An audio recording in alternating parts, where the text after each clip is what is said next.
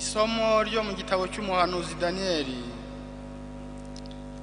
Nijoro mu gihe nabonekerwaga njyewe Danieli uko nakitegereje mbona intebe z'ubucamanza ziratewe maze umukambwe aricara.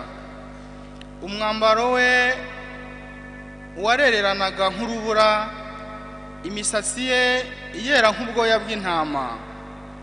Intebe y'ubwami yari indimi z'umuriro, inziga zayo ari nk'umuriro ugurumana. Uruzi rw'umuriro rwaravubukaga maze rugatemba imbere ye. Urujya n'uruza rw'amagana n'amagana bariho bamukorera, ibihumbi n'ibihumbi bihagaze imbere ye. Ubwo urubanza rurashingwa maze ibitabo biraramburwa. Nijoro kandi nariho nitegereza ibyo nabonaga, mbona uje mu bicu byo mu kirere umeze nk'umwana w'umuntu. Ubwo yigira hafi ya wa mukambwe maze ajyanwa imbere ye. Nuko yegurirwa ingoma, icyubahiro n'ubwami, imiryango yose, amahanga yose n'indimi zose biramuyoboka.